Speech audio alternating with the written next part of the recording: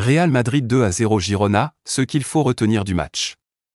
Après les succès de l'Atlético et du FC Barcelone, respectivement à Valence, 3-0, et à Las Palmas, 2-0, pour le compte de la 25e journée de la Liga, le Real Madrid était dans l'obligation de s'imposer à domicile contre le Girona FC pour rester au contact dans la course au titre. Le doux parfum de la victoire 3-1 face à Manchester City en Ligue des Champions flottait encore au Santiago Bernabéu à l'orée de cette rencontre.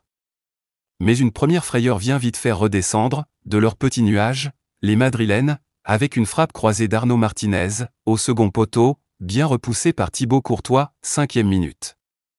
De quoi réveiller le Real Madrid, qui va répondre à 2 reprises, 6e et 7e, par l'intermédiaire de Kylian Mbappé et de Rodrigo, sans grand danger pour le moment. Cette première mi-temps va ressembler à un combat de boxe où chaque coup est rendu de la même manière.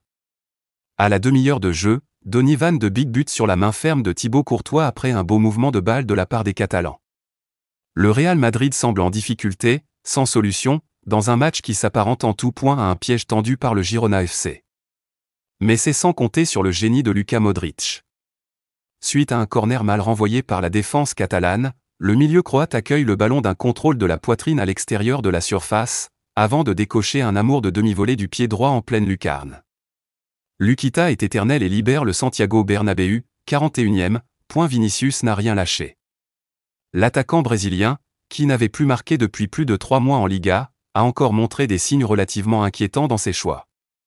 Lors d'une contre-attaque éclair, il préfère dribbler plutôt que de passer le ballon à Kylian Mbappé, démarqué tout seul au second poteau, après un appel de balle rapide, 21e. Et, à l'inverse, sur une autre contre-attaque madrilène, il va, cette fois-ci, tenter la passe pour Kylian Mbappé alors qu'il se présentait seul face au gardien de but du Girona FC, 31e. En revanche, au niveau du comportement, il a montré beaucoup d'envie et a été justement récompensé en toute fin de rencontre de tous ses efforts avec un but qui va lui faire le plus grand bien. En deuxième mi-temps, le Real Madrid pousse pour se mettre à l'abri avec un deuxième but.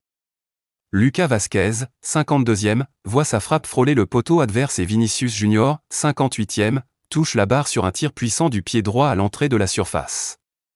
À la 75e minute de jeu, Vinicius Junior, encore lui, déborde sur le côté gauche de la surface, revient dans l'axe, et envoie une frappe largement au-dessus du but catalan. 5 minutes plus tard, 80e, Kylian Mbappé, bien lancé dans la profondeur par Luka Modric, réalise un contrôle parfait, s'emmène le ballon et déclenche une frappe du pied gauche fermement arrêtée par Polo Gazzaniga. Le deuxième but pend au nez des Catalans. Et il arrive enfin. Sur le côté gauche, Kylian Mbappé donne un bon ballon à Vinicius, qui conclut l'action d'un tir du pointu à bout portant, 83e. Le Real Madrid peut souffler. Le Real renoue avec la victoire en Liga. Le club merengue, avec ce succès 2-0 à domicile contre le Girona FC, met fin à une série de 3 rencontres sans victoire en Liga, défaite 1-0 face à l'Espanyol, match nul 1-1 contre l'Atlético et Osasuna. Les Madrilènes recollent à égalité de points avec le FC Barcelone en tête de la Liga, 54 points, mais restent derrière à la différence de but, 42-31 en faveur des Blaugrana.